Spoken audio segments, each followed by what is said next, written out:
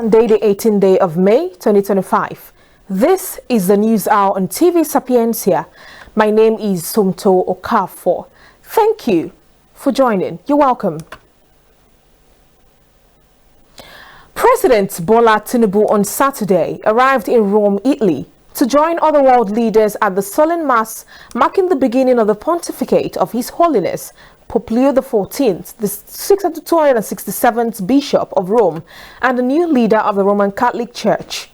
President Tinubu was received at the Mario de Bernardo Military Airport by Minister of State for Foreign Affairs, Ambassador Bianca Odumegwu Ojukwu, and officials from Vatican City and the Nigerian Embassy after the presidential plane, Nigeria Air Force One, touched down at 6 p.m. local time. The president is in Rome to honor the new Pope's invitation conveyed by the Vatican Secretary of the State, Cardinal Pietro Parolin. The 2023 presidential candidate of the new Nigeria People's Party, NNPP, Senator Rabiu Kwankwaso, has debunked reaching agreement with any individual on the trending rumor of defection to the All Progressives Congress, APC, or any other political party. This is just as the Speaker of the House of Representatives, Tajuddin Abbas, has predicted more defections of high-profile opposition figures to the ruling APC in the months ahead. Kwankwaso, who was reacting to a recent statement suggesting that he has taken a position, said it was the imagination of falsehood and fragmentation of political mischief against him. The former Kano State governor, who took to his social media at Kwankwaso RM, insisted he has since refrained from commenting on contemporary political events and will continue to do so for the time being. Responding to a statement purportedly signed by one Ibrahim Rabiu, Kwankwaso insisted he had never signed or authorized any statements to be issued on his behalf. Meanwhile, the author of the purported statement, Rabiu, has denounced the statement as a work of the devil. The Independent National Electoral Commission, INEC, has officially published the personal particulars of all candidates vying for the 2025 Anambra State governorship election.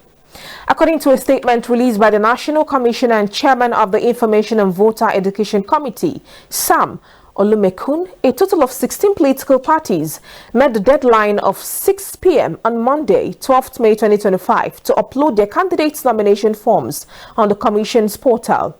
He said in line with Section 21, Subsection 3 of the Electoral Act 2022, INEC has displayed copies of the Form EC9, including academic credentials and other submitted documents at each state headquarters and in all 21 local government offices across Anambra State.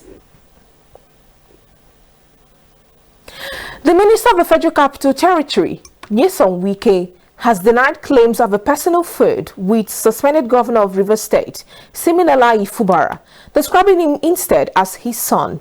In an interview published by BBC Pidgin on Saturday, Wike dismissed speculations of a direct conflict with Fubara, stating that his real opposition is with those allegedly influencing the governor for personal gain. The former Rivers State governor insisted that his actions are aimed at confronting individuals he accused of attempting to exploit the system. During a media parley with select journalists in Abuja on Monday, Wike said Fubara had begun making reconciliatory moves. The chairman of the All Progressives Congress, APC, in Ward 5, Ifon, Ose local government area of Ondo State, Nelson Adepoigi, who was kidnapped at his residence in Ifon few days ago, has been reportedly killed by his abductors. The kidnappers, however, set free two individuals who reportedly took 5 million naira and food items to them as ransom to secure of Adepoigi's release. The kidnappers had initially demanded 100 million naira, but after negotiations, reduced it to 5 million naira with foodstuffs. They also captured two persons who took the ransom and demanded a fresh ransom of 30 million naira to secure the release of the three captives, which included Adepoigi and the two ransom bearers. The chairman of Ose local government area, Honorable Barrister Clement Kolapo Ojo, confirmed the development in a statement issued by his media aide, Oluwaseun Oguni, on Saturday. Meanwhile, Ondo State Police Command is yet to confirm the killing of the politician. The Commissioner of Police, Wilfred Afolabi, disclosed that a detachment of police detectives have been drafted to the community to investigate the incident. Over 13,000 candidates participated in the May edition of the Teachers Professional Qualifying Examination, PQE, conducted by the Teachers Registration Council of Nigeria, TRCN, on Saturday. The acting registrar of TRCN, Stella Nwokocha, disclosed this while monitoring the exercise at the Computer-Based Test Center of the National Open University of Nigeria, now in Wuse 2, Abuja.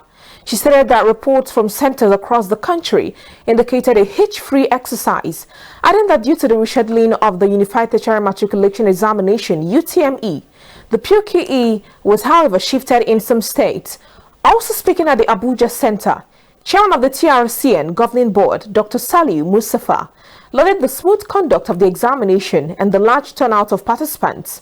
Mustafa, who is also the National Vice Chairman of the All Progressives Congress, APC, described the exam as a critical step towards sanitizing the teaching profession.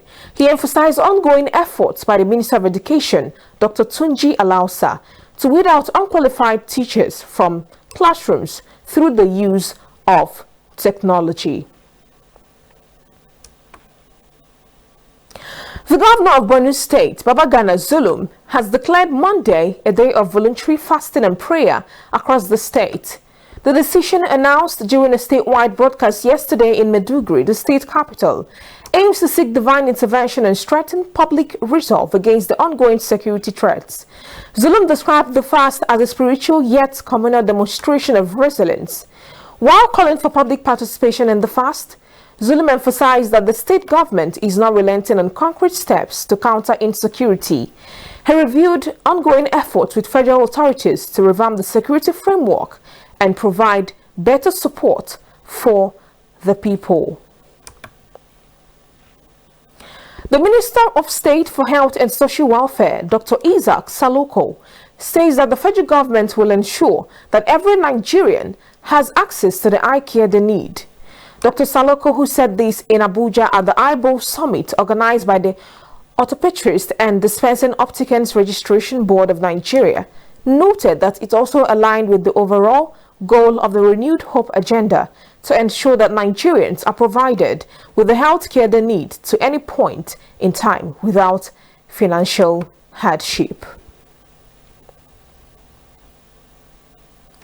The Kano State Censorship Board has officially banned all Choir Day events, commonly known as Villagers Day events, and suspended the operations of all event centers across the state till further notice.